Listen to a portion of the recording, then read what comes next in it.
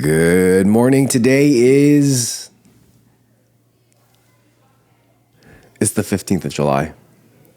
Oh, that's Yeah. my wedding anniversary. No, it's not. Yeah. July 15th? Yeah. Congratulations. Thank you. How many years has it been? Just 7. Wow. 7 is a good... Didn't you just have your 5th? Yes. That's great. Yeah, it was good. Today is Pastor Eugene and Esther's 7th anniversary. Congrats. Brian, can we have a clapping sound? Like a roar of applause.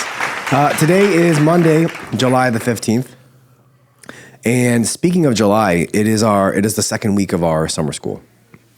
The reason my voice is like this is because of the first week of summer school. So one can only guess how my voice will be after the second week of summer school. It's been great. Yeah. It's been great, yeah. Yeah, the response has been good. More people you want to sign up now. They do. Yeah. And then you just have to respond to them in a timely manner and fashion. Well, they also email me during non-office hours, so I would hope they understand. It's also a weekend, so. It's not a business day, as they say. Anyway, today we have a very interesting topic that we are discussing, and it's almost like a mini-series, if you will, Pastor Eugene.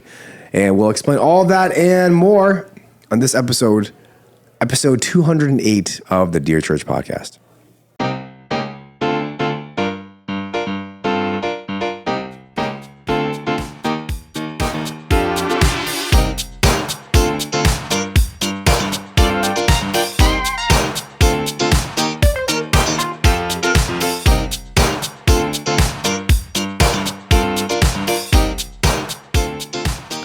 Welcome to the Dear Church podcast, where we exist to fill your ears and your minds with the study of God to see the world as disciples of Christ. My name is Sam Yang.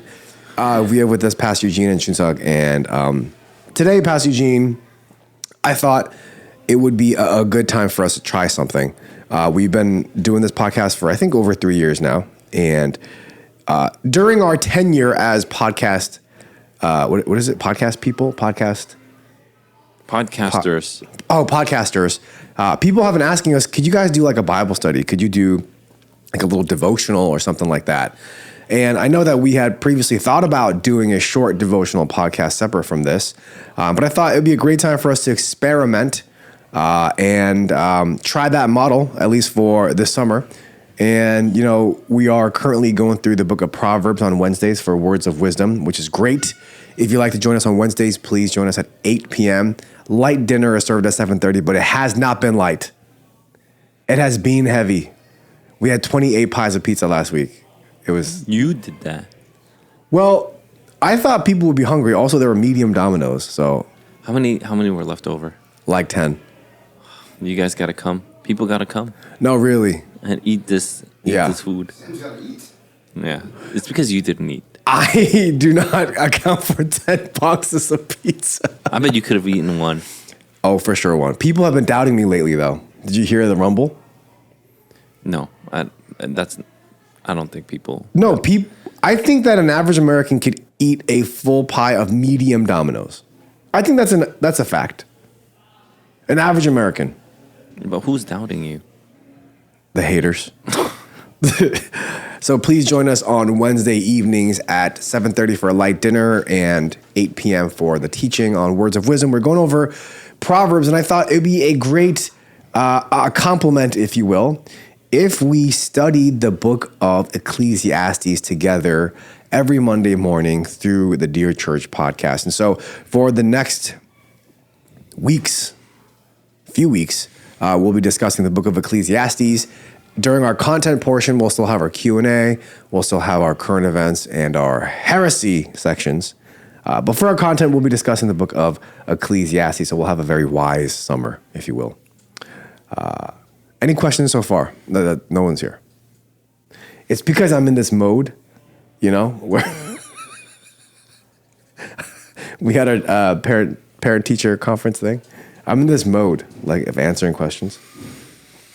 Anywho, I thought it'd be great if we read the first chapter of Ecclesiastes together, then went through it. I do have some questions, Pastor Eugene, and if you could, this is like almost asking you to preach a sermon, almost. So I won't. A little sermonette. But let me read the first chapter of Ecclesiastes for us, and this is something that we can listen to this morning as we meditate and reflect. This is Ecclesiastes chapter 1. The words of the preacher, the son of David, king in Jerusalem. Vanity of vanities, says the preacher, vanity of vanities. All is vanity. What does man gain by all the toil at which he toils under the sun? A generation goes and a generation comes, but the earth remains forever. The sun rises and the sun goes down and hastens to the place where it rises. The wind blows to the south and goes around to the north. Around and around goes the wind, and on its circuits the wind returns. All streams run to the sea, but the sea is not full. To the place where the streams flow, there they flow again. All things are full of weariness, a man cannot utter it. The eye is not satisfied with seeing, nor the ear filled with hearing. What has been is what will be, and what has been done is what will be done, and there is nothing new under the sun. Is there a thing of which it is said, see, this is new? It has been already in the ages before us. There is no remembrance of former things, nor will there be any remembrance of later things, yet to be among those who come after. I, the preacher, have been king over Israel and Jerusalem, and I applied my heart to seek and to search out by wisdom all that is done under heaven. It is an unhappy business that God has given to the children of man to be busy with. I have seen everything that is done under the sun, and behold, all is vanity and a striving after wind. What is crooked cannot be made straight, and what is lacking cannot be counted.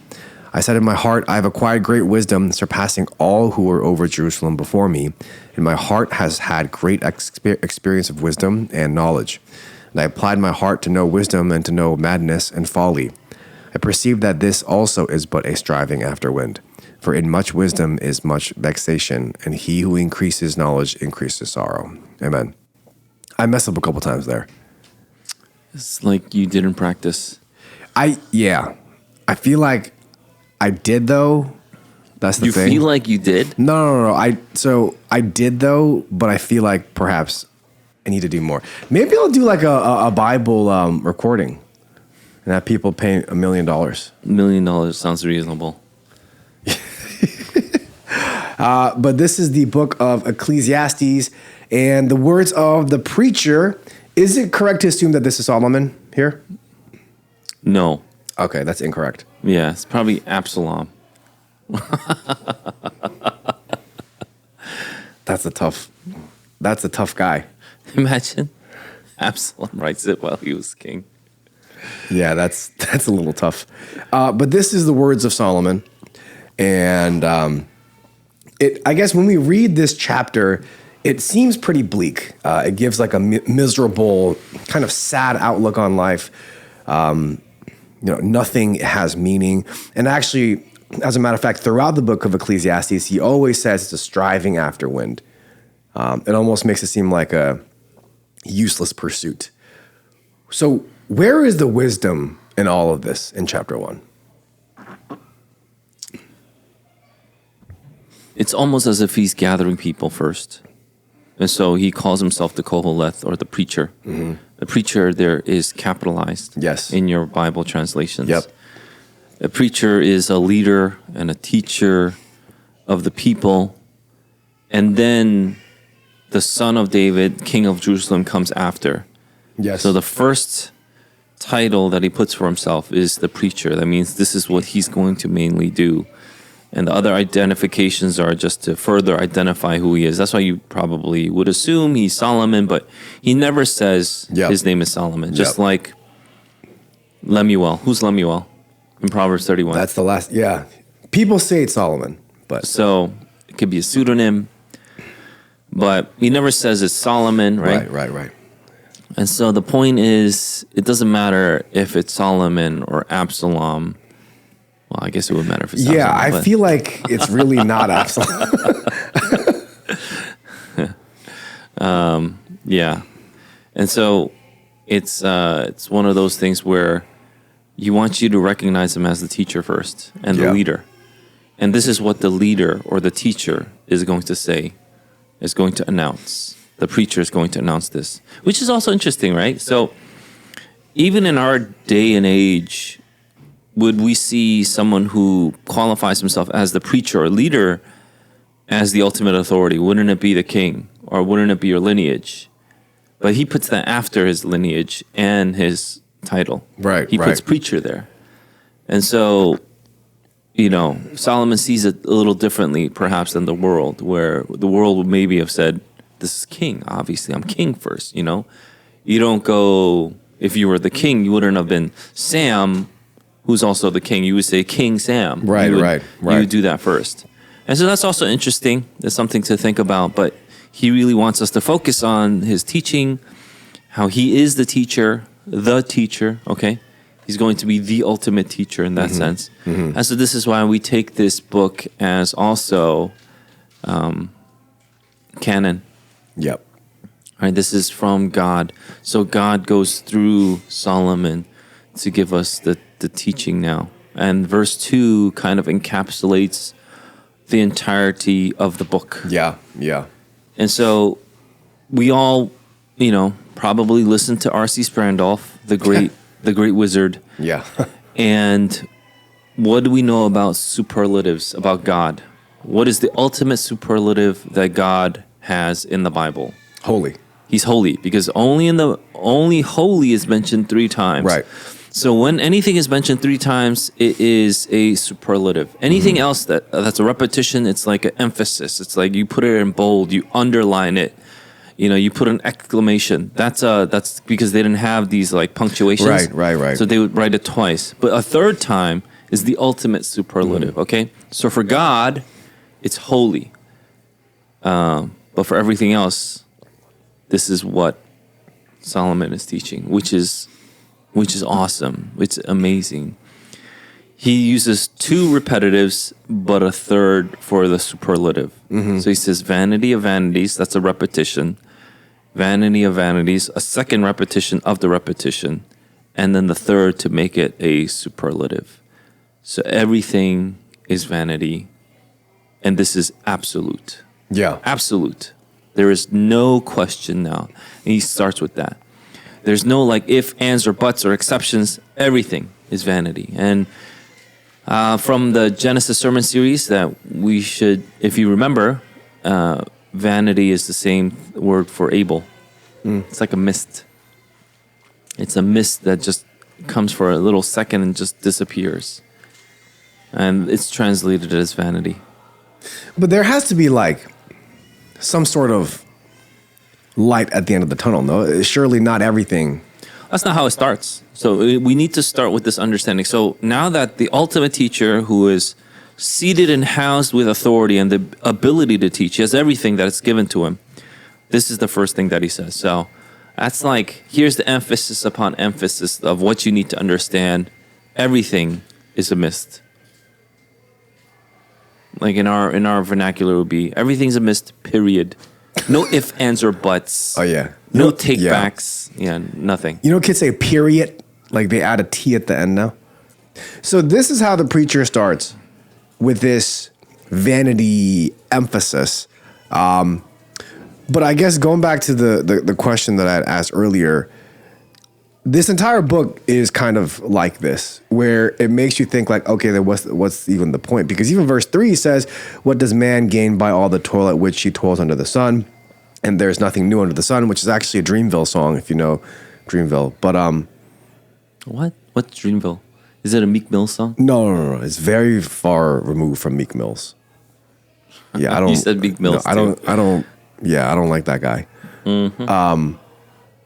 But how are we supposed to take this? Because this entire book, this is the wisest man that has ever lived. And he's telling us that everything is a mist. Everything is just vanishing. Everything is just fleeting. Where do we turn to then? Like, I don't understand where the wisdom is in this. Like, there should be like, hey, everything is mist, but this. But he doesn't even do that. What? Everything is this, but he doesn't even do that. I mean, like, he says everything is vanity, and then he doesn't give us like a but. There's no but. Yeah. That's what it is. And then he's going to qualify that with the rest of the verses. He's going to qualify that. So here's what I'm going to teach you. Nothing matters. Everything's meaningless. So another translation is meaningless. So you're just sitting there in the beginning. You might be thinking, then why am I even listening to this? Right. But he's going to elaborate on that. What does man gain by the toil which you went over? And then he does something really interesting. So he goes, everything is vain. What do you even gain? What are you striving for today? Why are you even doing this podcast? Okay? And then he goes into this amazing explanation, in my opinion. He says, a generation goes and a generation comes, but the earth remains forever. Does the earth remain forever? No. So what does that mean? That's interesting. Compared to the earth, all the generations that come and go are like nothing. Yeah. It just shows you the brevity of even the generations that we consider to be so weighty and heavy. Right. It's nothing even compared to the earth. Compared to the brevity of our generation, it's like the earth is forever. We can see it like that, okay?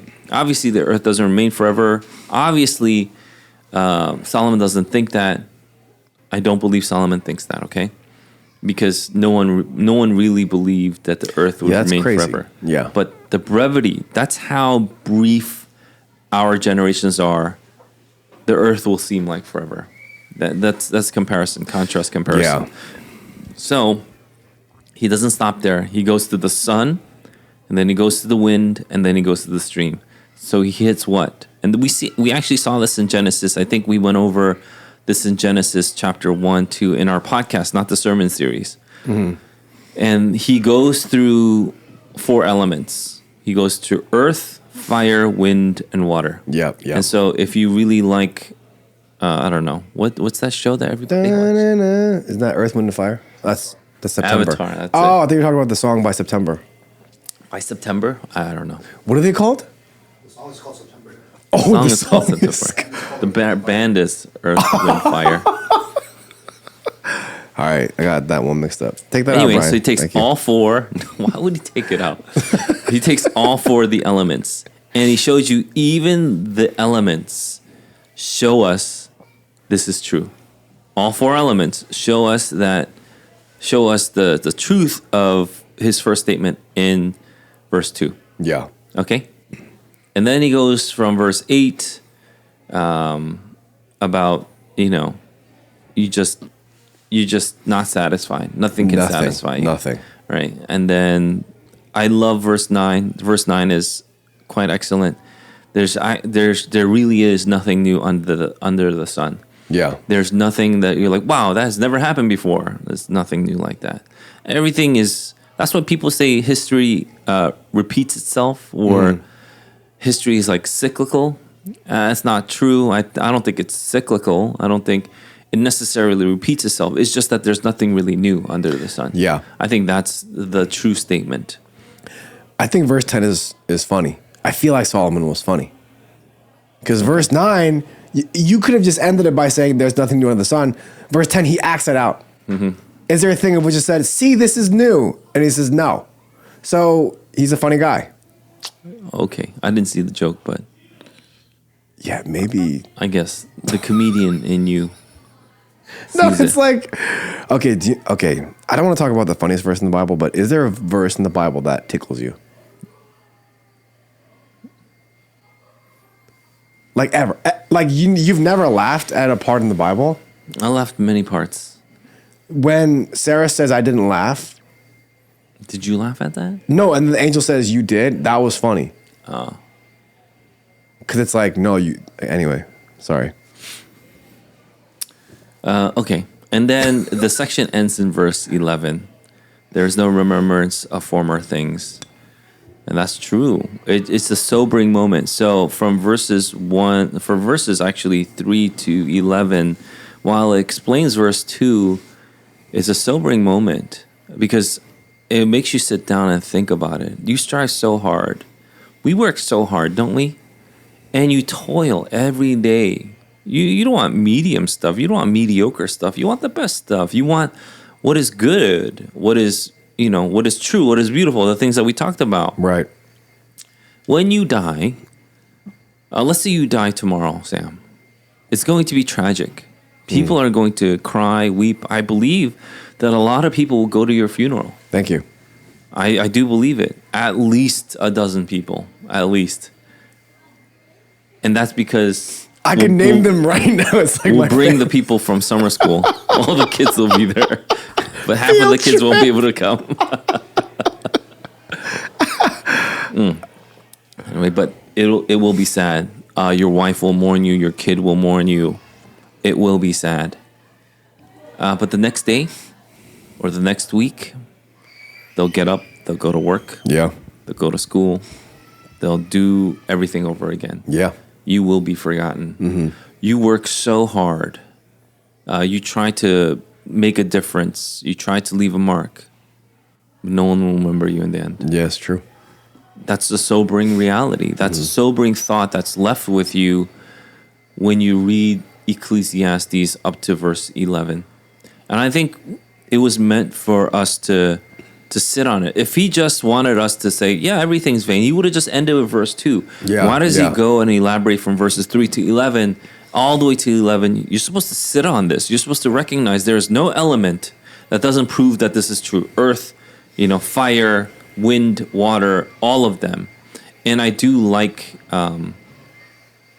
there's always a reason for, let's say, the progression, the linear progression. So you start thinking, it's like, why is the earth first? Why is fire second? Why is it in this linear progression? Then you start thinking, why is water last? And things of that nature. And so you kind of see man, sun, light, or fire, this life, all that stuff. And then water usually signifies death. And so you kind of start piecemealing things together. You're just supposed to sit on this stuff and think about it. And then you go, yeah. In verse 8, everything's just tiresome. It gets tiresome. Why am I doing this every day? Every time I eat, I still get hungry again. It's not like once I eat, I'm like, I'm good now. Yeah. Forever. It's not like that. After you eat, eventually you'll be hungry again. After you look at something, it's like, that was truly beautiful. It doesn't mean like, oh, now I'm good. I don't have to look at anything again. It's not true. And so after you listen to something, it's like, oh, I never have to hear again. Not true. And so all these things are there to sober us up to the reality of our situation. We are a mist. We are going to go away. No one's going to remember us. Yeah. And that's the reality of life. When I was a young lad working at a restaurant, I remember I was not training yet, but I was hoping to go into med school and become a doctor and all that. And I still remember one of the waitresses who was very old. She was like in her 60s, I think. She told me, I don't know why I still remember this, but she told me, when you become a doctor and when you become rich, just remember that all of the good food, all of the expensive drinks, whatever you may drink, it all comes out the same. And I thought that was pretty interesting. It is vain. Like you said, we're going to get hungry again. We're not going to be remembered. Even like Chunsuk's bench, as impressive as it is, won't be remembered in the next generation. Speaking of bench, we should mention the bench, huh? We said if anybody beats Chunsuk in the bench, we would mention it. Oh, yeah. The highest bencher. Yeah, so right now, the highest bencher is a brother named Sean Jin at our church. And he benched 225 for 26. I think so, right? 24? I think it was 24 to 26. I don't remember. Yeah, but yours is 23? What's your record? 22. All right, Junsuk's got to get back at it. But we didn't mention Junsuk. Yeah. We didn't mention Junsuk before because, he was humble. He didn't want to be like... But now that he's beaten... Wait, he always mentions it. Not in the podcast. No, like walking around, he mentions it. I see. Yeah. So maybe humble, not so much. But he, like, even his bench will be forgotten. And he works so hard. Look at his chest. He's half chest. It's Jinsung face, chest, legs. But I guess the question is then, again, as we read these first 11 verses, it's hard for us not to even like almost despair in a sense of like, what's the point of anything then? What's the point of doing anything? Because I always thought, sure, I'm going to die soon, but there has to be a point. But Solomon makes it seem like there literally is 0 point. I think I'd rather, if I was trying to teach someone, I'd rather them hit the realization sooner than later. Right now, what are you working for? Oh, you might be thinking, I really want to work hard because I want to buy this car. Yeah. I want to buy this house. I want to get something nice. Ooh. I want to work hard because of this and that. A lot of our young people think like that. But if you're listening to the teacher, he gets you to the place where you will eventually end up faster. And that's a good thing. Mm-hmm. He gets you to the place where you'll start feeling almost the fatigue of this monotony, this repetitive nature of life. Yeah. And then you're like, oh, why am I working so hard for the house again? Why do I really want this car so bad? Mm-hmm. A brother of mine texted me last night, actually, and said, when he wasn't a homeowner, he really wanted a home. And now that he's a homeowner, he's like, he can see the benefits of being a renter. I know exactly who that is. Wow. Yeah. That's because he's also fixing everything in his house. Well, which is what you have to do. And I told him, I fix nothing in the house. I just ask my landlord to do everything, literally everything. Yeah. The landlord mows the lawn. Landlord has someone shovel the snow. I don't do anything as a renter. Yeah. But that you don't own a house. So the renter always looks to the house, right? Because the renter wants the house. You have a property, something to call your own. Isn't that a good thing? So you work hard. And then once you're a homeowner, you look toward being a renter because you have to do all this stuff for your house. Like when the roof leaks, you don't have anybody to call. You have to, you don't call your landlord because you are the landlord. So you have to figure out a way to fix that. What is it? A pipe burst in your ceiling or something? A lot of things have happened in my house. Currently in my basement, there's a hole in the ceiling that I've yet to fix because I don't know how to drywall and I have to YouTube it. And so that's stressful, right? It was, but it went away. But yeah. That's the point. Like, he wants you to get to that point faster. Mm-hmm. Get to this point, and then we could move on to the rest of the book. So I think the section verses 12 to 18 is really interesting. And the reason why I think it's so interesting is because all this time, and even on Wednesdays for Words of Wisdom and Proverbs, which is also another book that Solomon wrote, he's giving us wisdom. And even in verses 12 to 18, he's giving us wisdom. And yet it almost makes it seem like having wisdom isn't such a great thing.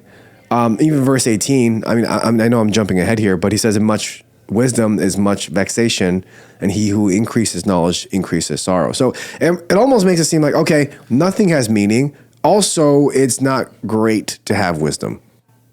Well, I wouldn't necessarily agree with that, but maybe I have a novel take. I don't know. But because you went to Westminster, so you were taught that, huh? No. So I could put it on Westminster. No. I'm just asking as just like a everyday reader. Like, this is just a question. So the word preacher comes up again in verse 12. So he introduces himself as Koholeth, and then from verse 12, he puts it on himself again, Koholeth, meaning now he's going to start this new segment. So he gets us to the point of hopefully understanding the true brevity of our existence, the meaninglessness of our existence, the vanity of our existence, how useless everything is. Yeah. And so he gets us to this point, hopefully well, and then he's going to start his teaching. So he needs to get us to this point so that he can start this teaching. And then in this teaching, he is now telling us, his qualifications. He applies his heart to wisdom, and he has all the wisdom that he could have, and all that stuff, right? And then he says something in verse 15. He says, what is crooked cannot be made straight, and what is lacking cannot be counted. So it may seem like it's correlated with the meaninglessness, but it's not. It's slightly different. So now he's taking us to the next step. What is the next step? And I kind of preached about it today too, if you were here for the Saturday morning session. And if not, it's not recorded, so. It is recorded. It is recorded? Yeah. For anybody that wants? Yes. So you just have to request it through Junsuki BB. So he gives us verse 15, and verse 15 isn't the same. It's the next step. And that is, we are not God. We cannot make the crooked straight. We cannot make the lacking be counted. There is things that we are powerless to do, even if you gained all the wisdom in the world. Now we have to understand that above all things, wisdom is the greatest. Right? It's more beneficial than money, power, fame, you name it. You go down the list of what everybody wants. Wisdom reigns supreme. Like that's just read Proverbs before this, and that's fine. Okay. Yeah. But even if you have all the wisdom in the world, you cannot do verse 15. And verse 15 would put you in your place. That's the point. I see. As powerful as you are, you would understand that you cannot do what God does. And this is what people don't understand. So it puts you in your place, meaning now that you know everything's meaningless, you also need to know your place. Your place, understanding where you really are, the humble place that we've been put to. And so this is where verse 18, and I'm skipping a little, but we can go back to it if you want. Verse 18 says, in much wisdom is much vexation. He who increases knowledge increases sorrow. And this is what I've been talking about in the past too. It's called the island of knowledge. Yep. And the more knowledge you have, meaning the more wisdom that you have, true wisdom, and it's not simply knowledge, meaning like I know what 2 + 2 equals, that kind of thing. I'm talking about wisdom when I say the island of knowledge. The more your island of knowledge grows, the more so does the shores. Right. And the shores are indicative of what you don't know. So the more you know, the more you recognize what you don't know. So the more wisdom that you attain, your island does get bigger. But the more vexed you are, the more confused you are, the more you recognize there's so much I don't know. And that's how he ends it. So this isn't even talking about how gaining wisdom is a bad thing. But what this chapter does then was, what you're saying is, at first it puts the human being into his or her correct place, understanding that their life, everything that they're trying to achieve is but a mist. It's a beautiful, beautiful chapter to start with, because everybody, I shouldn't say everybody, most of the people, and this is why this book is so important, when you live your life, you live effectively, meaning practically as atheists. Everybody lives through life practically as atheists, meaning effectively as atheists, meaning you think that you can control the world. That's why you work. That's why you get money. That's why you want power. That's why you want fame, because you believe that you can control your circumstances, your surroundings, that you can have peace if you just achieve these kind of things. So effectively, you are an atheist. You can say you go to church or believe in God, you come out on Sundays, but look at your Monday through Saturday, you act like you can control everything. Yeah. Because that's effectively what most people do. Most people live out their lives as atheists. And so what it does is it puts us in our place, meaning you are not God. By atheist, I mean you can control everything, that you are God. You are. And so what I didn't say in the sermon this morning, I could probably say here.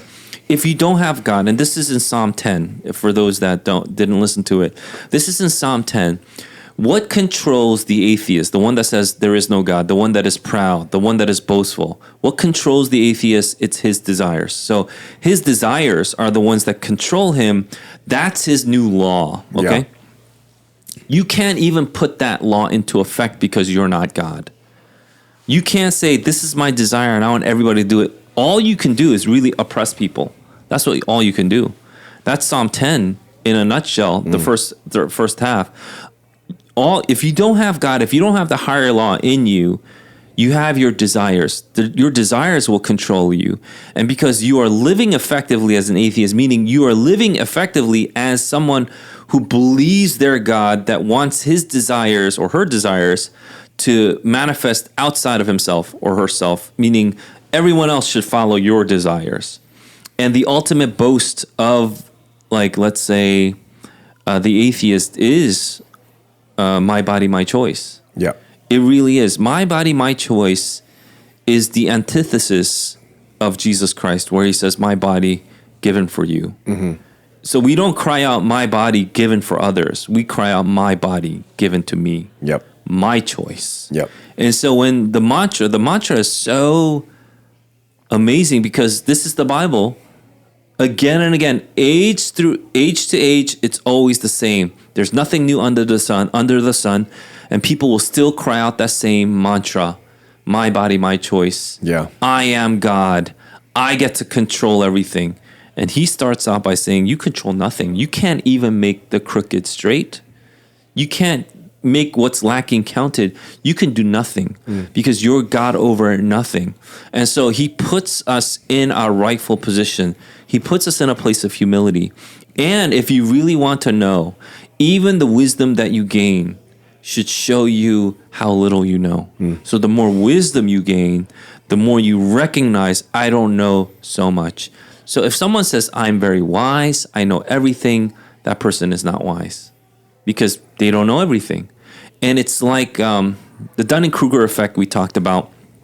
It's the people that know the least that have the most confidence that are the most dangerous in the world. Yeah. And you look at these politicians, you look at the people that are on TV, you look at these so-called experts, they know so little, but they are so confident. And so even when we were talking about the COVID vaccine and all that stuff, you and I went back and forth on that, about how it was used. We talked about, the people that were promoting it. We talked about Francis Collins from the NIH, about how he called himself an evangelical, but he would do these experiments with fetal line tissue. He would engraft the scalps of aborted babies onto rats and the skin of aborted babies onto rats, and then he would perform experiments on them. This person was not a Christian man. He did not have Christian ideals. He didn't follow the laws of God. And yet we saw the big Eva people prop him up because they wanted what? They wanted vanity. They wanted what was meaningless. They wanted themselves to be propped up in a place where they could have gotten recognition, and they did it in the name of Christianity. Like, you know what? Christianity has always been seen as something as anti-science. So, you know what? We need to make sure that we show the world that we are not anti-science. Who cares what the world thinks? It's a matter of, do you have the truth or not? Do you understand your position in this world or not? And that's the big fall of Eva, or the big fall of Big Eva, is they really believed that they could change the perception of the world, of Christians to the world. And I think that was their downfall. Russell Moore, Tim Keller, who was the guy from Saddleback, Rick Warren, all these people, David French, who now just writes anti-Christian stuff for the New York Times, so he's really far gone. But we can continue to see these people who think they're doing good for the church, and what they're doing is the opposite. When you don't know how little you know, I don't think you are wise. You can try to show the world that you are wise, but you are not wise, because the truth is this: the bigger your island of knowledge and wisdom grows, the more you recognize what you don't know.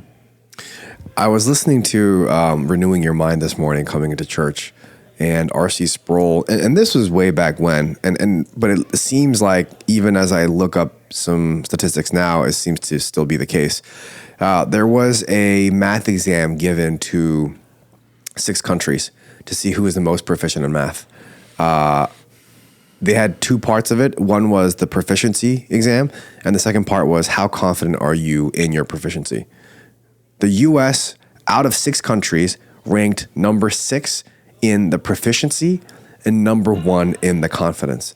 And he was saying that we are breeding confident people that don't know anything, which is true. And it speaks to what you're just saying now. I think a lot of people think they know a lot, and because they know a lot, they could say all these different things, but they really don't. Notice how I never say that. I never say I'm wise. Notice that. Well, there are people with small islands, so they should at least. Yeah. How do we know whether we're actually a small island or a humble big island? How do you know? Thank you for that, Pastor Eugene.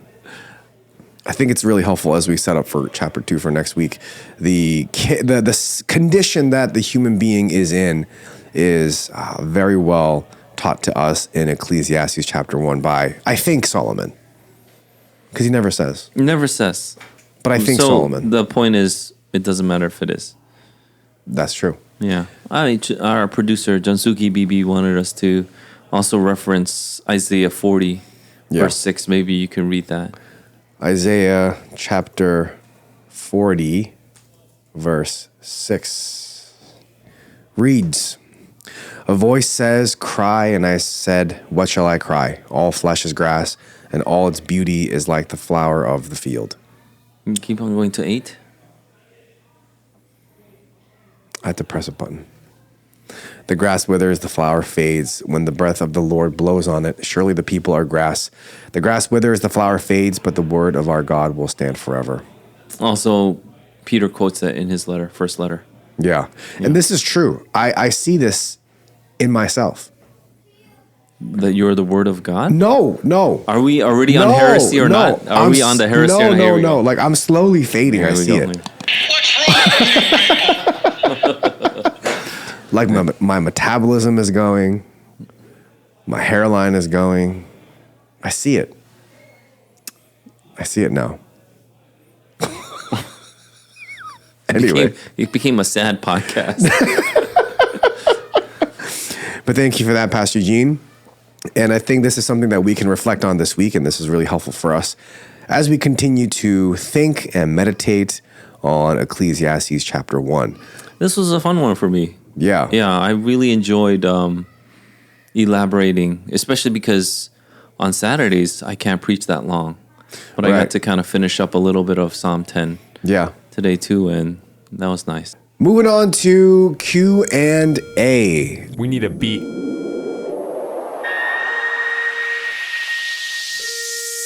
What you got in the bag? What you got in the bag? What you got in the bag? Pastor Eugene, this past Wednesday, for our words of wisdom, you talked about skill. And I think a lot of us were humbled because one of the questions was, what are you skilled in and what can you do about it? And as we're reflecting on our own skill and the talents and gifts that God has given us, it kind of made me think about, okay, well, with all of this talent and skill, what should we be doing? I mean, obviously serving the church serving God is number one, but how should we be better? Better. Yeah, that was weird. I don't know where that came from. That's a P. Paul thing. You know why? Because I was thinking about Pastor Paul right now because I talked about stewardship. How can we better steward? He is like the connoisseur of stewardship, though. How do we better steward? Stewardship. He's the expert. Connoisseur was the wrong word. Yeah, sometimes I say wrong words. Everyone does, How should we better steward our gifts and our talent and skill that God has given us? Whatever you spend 4 to 6 hours doing a day, you're going to develop a skill in that. If you are a musician, you're supposed to spend 4 to 6 hours a day on that instrument. A singer, 4 to 6 hours a day. And then you get better. And then, I'm sure you've heard of the 10,000 hours. Yeah. And then you hit 10 years or 10,000 hours. And so there are a few exceptions to this rule where, Mozart might have been an exception or something like that. But He's a genius, though. He took way longer, is the point. Oh, he started he did? like when he was 6. Yeah. Oh. And then his stuff came out when he was later in his late 20s or 30s or something like that. Wow. And so, and he was someone that is probably the most well-known composer. Bum bum bum bum. That's Beethoven, but that's fine. You knew that, didn't you? Did you know that? Yeah, I knew that. So give me something that Mozart did. Bum bum bada bum bum bum bum bum bum bum. Oh, da na na na na na na, da na na bam blah, blah, blah. That's not Twinkle Twinkle Little Star. No, he didn't. Mozart wrote Twinkle Twinkle Little Star. Look it up. You have Google.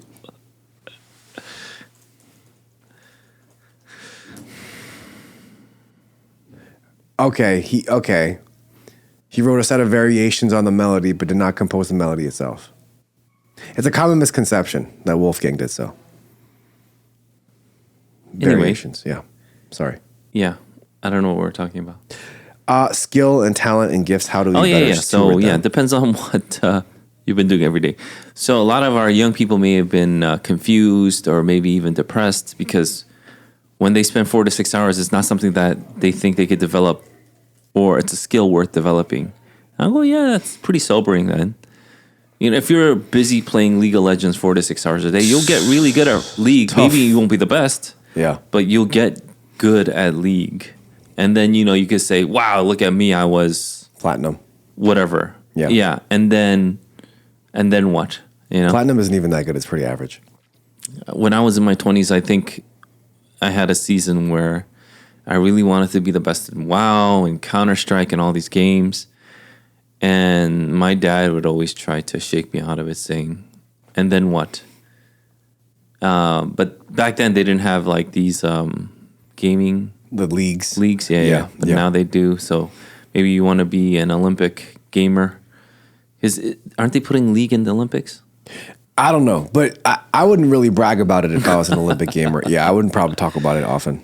Whatever you're doing 4 to 6 hours to, or in a day, you're disciplining yourself. You're going to develop in that, and I think that's one of the things that hopefully was sobering to people, because you can mindlessly do something 4 to 6 hours. Maybe you won't develop it though, but it's like this is the time that you're going to use. So even if you're a musician, 4 to 6 hours isn't the only thing. That's why you could have 10,000 hours in something and still not be good because you weren't really focused. But you do have 4 to 6 hours for something. Every day you have 4 to 6 hours. And then are you purposefully putting it into the skill you want to develop, multiply, bear fruit in? So that was probably the challenge that should have been given, but everybody has 4 to 6 hours. Like even if you work the fields, you still have 4 to 6 hours a day. That's my point. But I guess my question is, what if your skill or gift isn't like a tangible thing? So it's not an instrument, it's not an art, it's not a something that you could practice. It's what if it's let's just say teaching, or what if it's I don't know, anything else that we can't like just practice for hours on end. How do we kind of think through this? I mean, really, this is just a short Q&A. I think we did an episode something similar about how do you define your call, vocation. Yep. So look that one up. But just really briefly, there needs to be opportunity. There needs to be affirmation, and it needs to be biblical, meaning you can't be like doing some kind of sin. And so I would say focus on the opportunity and affirmation. Do you have an opportunity? Let's say, I believe I was born to be a leader. Do you have the opportunities to lead? Then you would take those opportunities. And secondly, are you getting the affirmation? Meaning the people that you love, the people that you respect, your peers, your mentors, the people that you even teach, are they giving you the feedback to show you, yes, you have this gifting? Or are they saying, maybe you should try something else? And because if they are a community, so this is obviously, I am assuming that you're in a church community that's sound and that is healthy. If it is such a case, then they will tell you. Yeah. Maybe you shouldn't be teaching these kids. You're pretty bad at it. You should do something else, like, sing songs. I don't know, whatever it is. Yeah. Yeah. I think it's usually the flip, right? A lot of people think they can sing the songs. Yeah, but they I was can't. gonna say, if the moment you can hold the tune, like I want to be on praise team, it's like, bro, no. A lot of people can't hold I a don't tune say though. that. Yeah, I don't say that, but Christine and Peter say that. So it's not my job. So do you know who's the harshest critic though? Is Jinseok. Yeah. Anyway, thank you for that, Pastor Eugene. I thought it was Brian. Brian doesn't know. I'm not gonna. Yeah. See, now this makes me look bad. Mm-hmm. But that's not. Anywho, quickly, thank you for that, Pastor Eugene. We're going to be going to current events, and this one is a bit heavy. This is something that actually you had texted in our Dear Church podcast group chat, and it's regarding aborted fetal cells. And the video that you had sent, I actually don't want to post it on here because it's pretty tough to get through. But in essence, the video was from the aborted baby's perspective, talking about what his or her fetal cells ended up becoming in terms of vaccines. And so there's this idea, people can think that it's like a myth, right? Because we kind of hear it, it's hearsay. People are like, oh, there's aborted fetal cells in this, or there's aborted fetal cells in that. But this is according, again, to the Children's Hospital of Philadelphia. The question is, why are fetal cells used to make vaccines, to make some vaccines? And the response is, viruses reproduce in cells. So to grow viruses for a vaccine, one of the necessary tools is a type of cell in which the virus will grow. Viruses will not grow in just any cell type. So one of the first things a scientist needs to do is to figure out what cells the virus will infect in the lab. Because viruses infect people, human cells are a good place to start checking. So that is why fetal cells are used for viruses. There is obviously a lot wrong with this. Fetal cells being used, aborted baby fetal cells being used to... Why is it wrong? Why do you think it's wrong? Well, it's wrong because, first of all, it's abortion. I think it starts there. It's abortion. You're aborting a baby, and the baby is not being treated with dignity. It's not even being treated as a life, as a human. It's being treated as some raw material that you can kind of formulate into whatnot. And to get this quote unquote raw material, what they have to do is they can't give the baby any kind of anesthesia. The baby feels all this pain, and they have to cut the baby open. Yep. And take out the organs that they're going to use while it's still alive. Immediately. Yeah. It has to be fresh. Yeah. And so that, I think the video, I mean, if you want to watch the video, we can send it to you. You can request it. We can send it to you. We can link it in the description. But it's a little tough. And it just kind of made me think like, okay, if I know that these vaccines have aborted fetal cells in them, does that mean I shouldn't get them? What if I did get them? Like, I'm pretty sure I got the chickenpox one. What does this mean? And also, does this mean that I should not be an organ donor? Is that the same thing? No, I think voluntarily giving up your organs is After you different. die, right. After you die. Right. But, that's a different story. Right. We don't have to get into that. Yeah. But this was not voluntary. But I think the bigger question for me probably would have been, if you believe, now that you know this, and you wanted to do something about it, would you? Because it will be very difficult.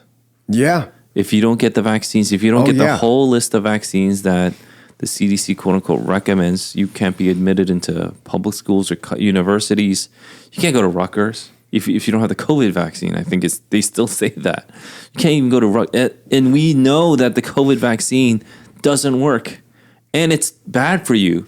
The spike proteins don't do you any good. In fact, there are more and more cases coming out, studies showing that it's harmful for you. And we went over this in detail in the podcast, I think, beginning of last year or something like that. And now we know what they do to these aborted babies to get what we have. Yeah. So if you really have this conviction, will you even do anything about it? Because will you put yourself at that level of discomfort and disadvantage in life. You know what I find to be interesting is, so I live in a part of New Jersey where there's a high population of Jewish people, and like very, very like Orthodox Jewish people, and they have their own hospital, they have their own ambulance, they have all these things to make sure, And schools. And universities. I mean that too, but they have the Yeshiva University, which true. is almost like a chain. Yeah, that's true. But like these hospitals only do things that are in accordance with Jewish law. And I was thinking, how come Christians don't go above and beyond to make sure that the things that we're putting in our bodies, the things that we're doing are ethical, whereas Jewish people are doing that? Hospitals used to be Christian. And now hospitals are just busy trying to make everything inclusive, making sure LGBTQ, you guys are welcome here, because they are the new power structure.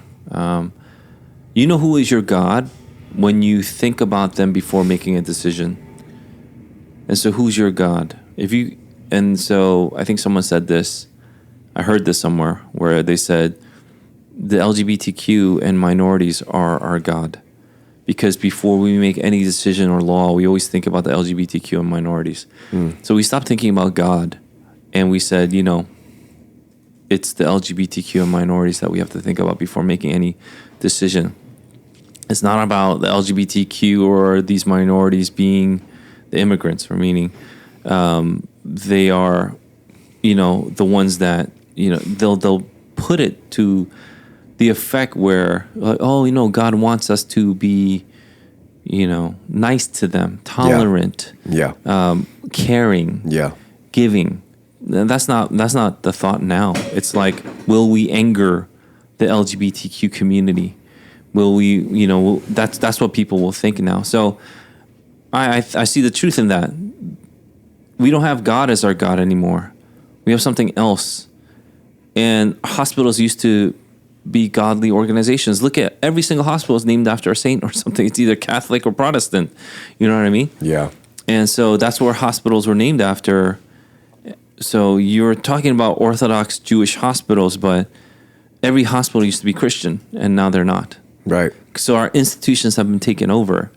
And so I don't want to be too conspiratorial. It's just the facts that I want to give you that should be out there. You don't have Christian principles ruling over the hospitals.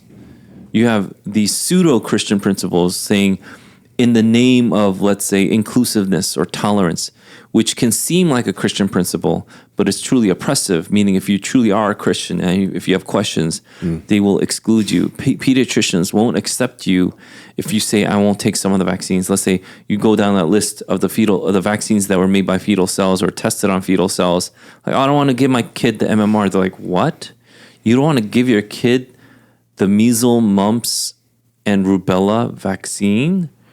I don't want to be your pediatrician. They'll kick you out. So are you ready and are you willing? And I would say for the most part, people are not.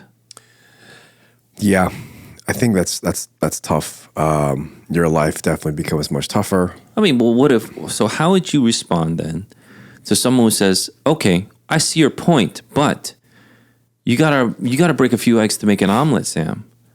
And some kid did have to die, but because that kid died, we have protection and immunity over these diseases that could have potentially killed so many more. Yeah.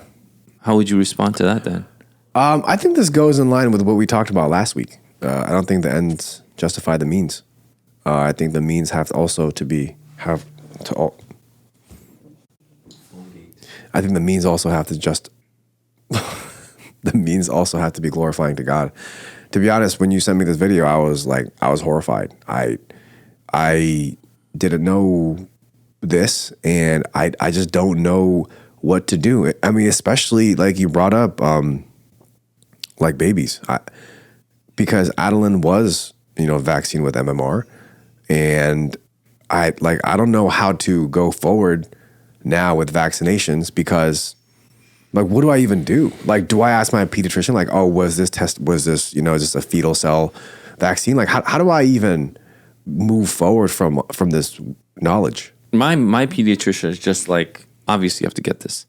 And the incentive structure has changed to where if a pediatrician does vaccinate kids at a 90+% rate, they get a bonus for it. And so they have incentive structures that will promote every kid getting the vaccine. It's not about questioning the efficacy or, how this vaccine came about. None of that. It's just get the vaccine. It's good for you. Right. And then when people question it, you are labeled as a miscreant, a rabble rouser. Yep. A conspiracy theorist. Yep. It's actually, I have all this proof. I have this evidence here. I have case studies. And it's like, they don't want to hear it. People don't want to hear it. And so it does start with the individual, in my opinion. And if you recognize this, then you have to take a stand somewhere. My cousin would always tell me about this stuff, but he was more on the conspiratorial side of things. And he's like, and then he and his wife had to have a really big conversation. So I would say, make sure your closest circle understands you first. Don't be that conspiracy theorist that, has a car in one of the rest stops. There's always one. If you drive down like the interstate, there's always like one car with all these stickers of all the conspiracy theories. But don't be that guy.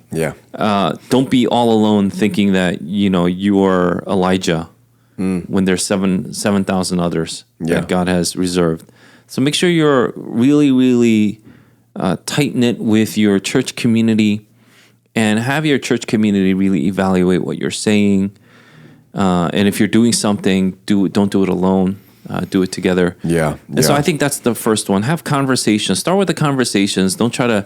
So when you have a conviction, people just want to change the world.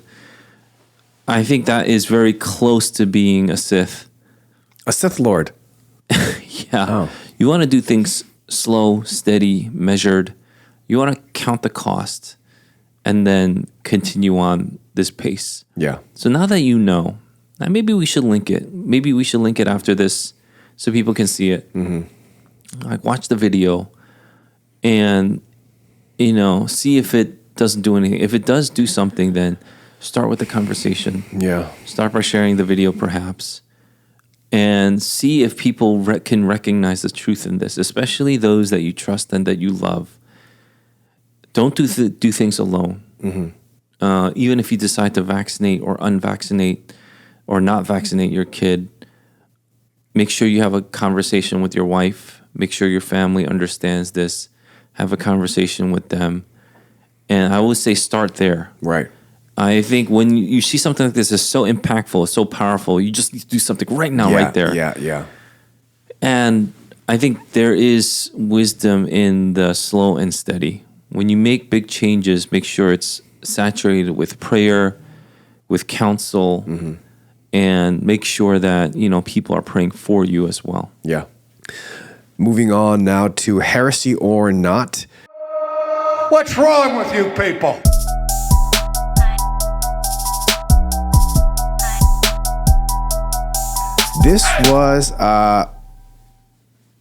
This was an article about an article from Not the Bee.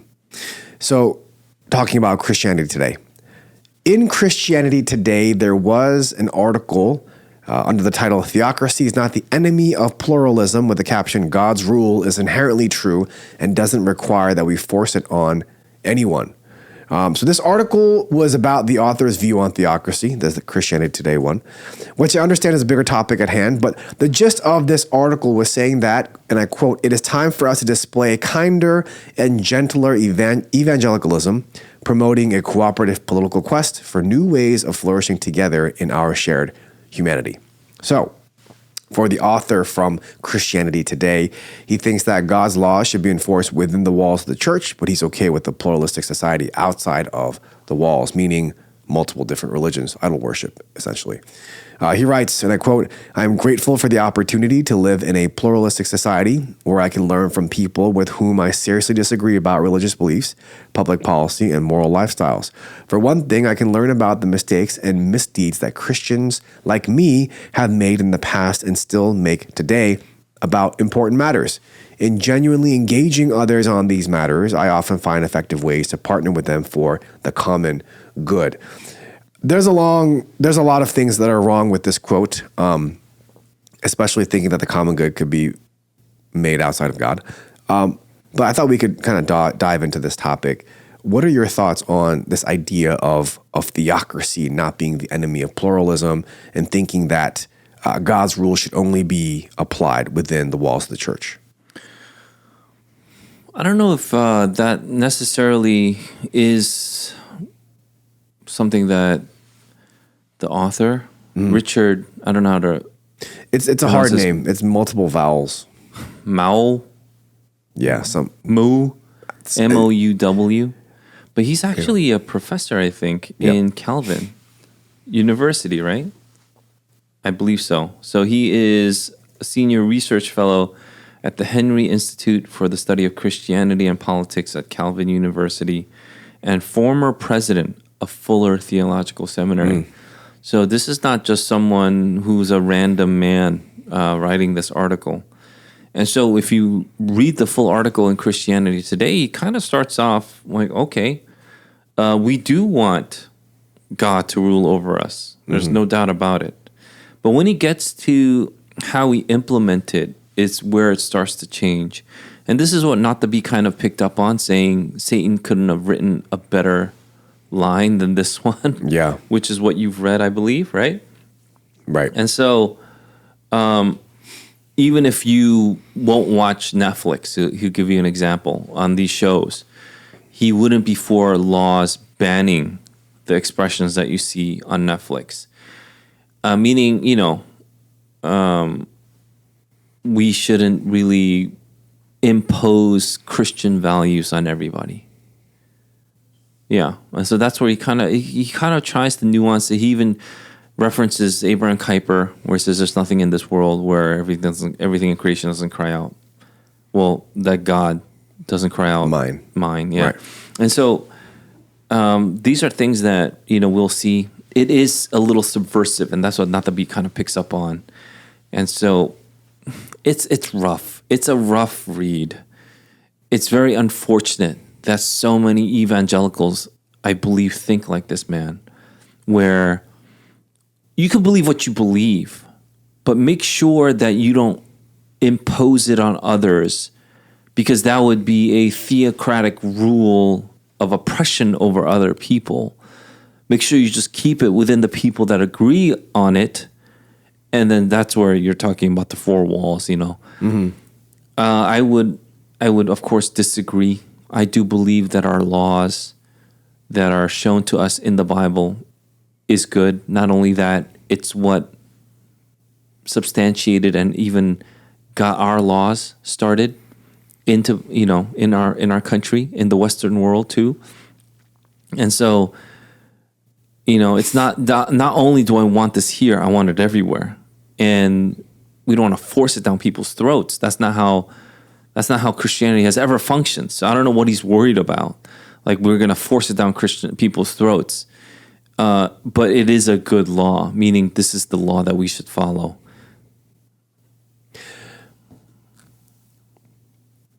How does this kind of, and again, I think this goes into theocracy, which I think is a bigger topic at hand, but is pushing for theocracy a good thing or a bad thing?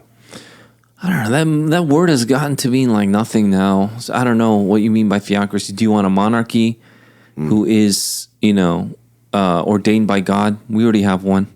It's Jesus Christ. Jesus Christ is king. And so what are you really getting at? Are we trying to get at, let's say, the more fanatical aspects of what some people, now they're labeled as the Christian right or whatever, nationalists, right? Yeah. And so it's like, we don't want nationalists. So we're so afraid of being labeled this. We'll try to go as far away to the left as possible. When people are like, what we should add under God in the Pledge of Allegiance. That wasn't even in the original Pledge of Allegiance. That came out way later. They added under God. Mm-hmm. In God We Trust wasn't even in the first bills, right? They added that later. And so why did that happen? Didn't happen because the people decided, actually, this is something that we want to put in because this is a good value that we ought to share. And now people are suing them to take stuff out and things like that. Because our country is becoming more and more morally corrupt and bankrupt. So it's the people. It's like John Adams. It's about what people would say.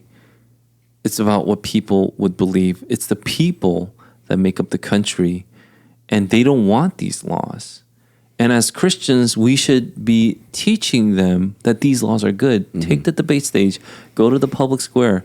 I disagree with him where he believes that this is an act of self-righteousness on our part to tell people that this is good. Yeah.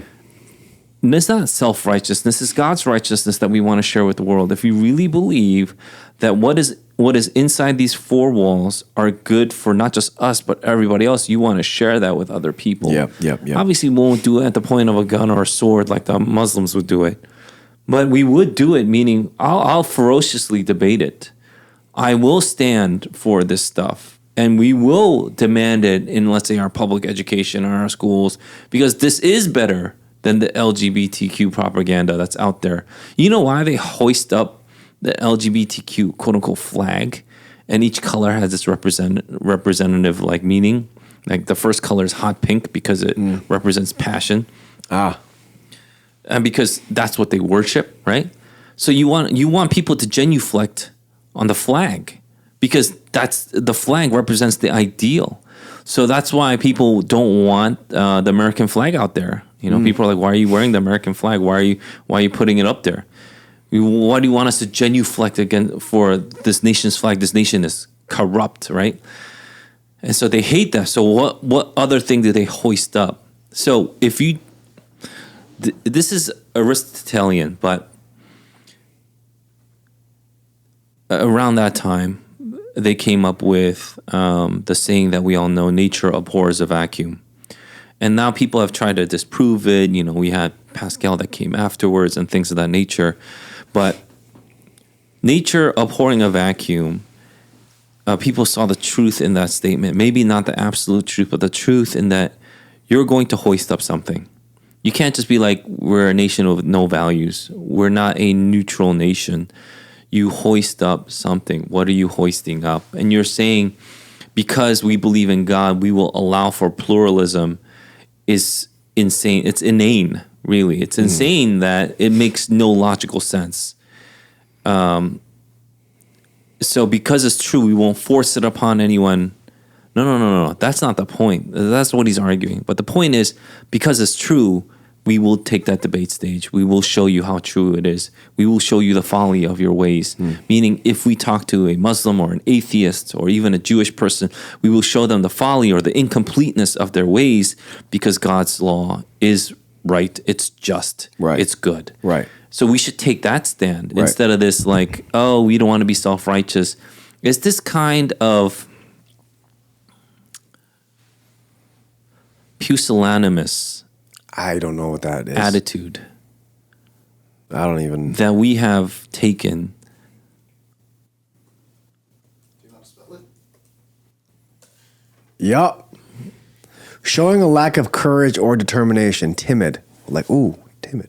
So I think people might have this question that, but if you legislate it, doesn't that mean you're like forcing it on people? I think that's like the argument that a lot of people have. So maybe you can ask that. So what Chunsak had just mentioned, which I think was influenced by me, pusillanimously, is, but if you legislate these things, aren't you forcing it upon people? So for example, I know a big thing is abortion. If you legislate it for it to be banned, aren't you promoting your Christian views and forcing it down their throat? If you promote something that's good, are you going to allow for evil people not to do evil? No, you would not let evil people do We evil. legislate what is good. Yeah. So there's a ferocious debate in this is just talking about a country, in our legislative branch, and they need to pass laws in accordance with the debate that they have, okay? And they take a vote, and then once that law is passed, it goes up to the Senate, and and then if it's passed there, depending on if it's a supermajority or not. If it's not, then the president has the option to veto it if Yeah. it's something controversial. But if it's like a supermajority, then president can veto it, that kind of thing. And so we have ways of putting this into effect. Murder is bad. Yep. It's legislated, though. What if you think murder is good? What if 90% of this country thought murder was good? Should murder then be okay? No. No. Should there be a law against murder? Should there be a law against chaos and disorder? And that's what law is essentially trying to do. And people are always scared, like, we don't want to put Christian laws. Or what are Christian laws? It's just what's truth. It's like, well, you don't want to force anybody to worship. It's like, no, that there is no Christian law that forces you to worship. We don't even say that. In the New Testament, there's no forcing of people to worship anywhere. Yeah. But we worship as a response to God's goodness, God's justice, God's mercy, the grace of God. And people gather together to worship. To prevent people from worshiping then is a crime. And so we didn't want that in our country. So we want people to worship. So should we stop Satanists from worshiping? Absolutely. So this kind of weirdo debate that our young people and our generation has been influenced by is then every religion has legitimacy. Absolutely not. Absolutely not. Not all religions are equal. And just because we have the freedom of quote unquote religion doesn't mean that every religion is equal. So you can't have a religion where, let's say, you have human sacrifice. You just can't. It's against the law. So you're just like, well, we want freedom of religion. Yeah, try to take that to the court. It's going to be shot down, which the Satanists tried to do. They tried to say we should be able to sacrifice like chickens and stuff like that, and I don't know, whatever it is. And then they're saying abortion is a ritual for Satanism, which is, I think, true. But Satanists took it up saying we should allow for abortion because of freedom of religion, which kind of is telling, isn't it? Yeah. So yeah, there is a Christian's engagement with the evil in the world. You have to engage with the evil that is being promulgated by the world. You can't just say, I'm going to disassociate from myself because this world is not my home, yada, yada. I'm just a sojourner. Let me just pass on through. But even as you're passing on through, well, it's not meant to mean you're passive in your passing through. You affect the places that you go to. You preach the gospel. You show the world that God has put you here in this place, in this time, to be salt, to be light in this kind of dark and tasteless world. Yeah. So do that. And if you're worried about, doesn't this give legitimacy to Satanists? I think you don't know your law. You don't know your Bible. You got to do a little bit more studying, because that is what our young people and even our older people who've grown up in the system, they really believe that all religions are equal. Yeah. Untrue.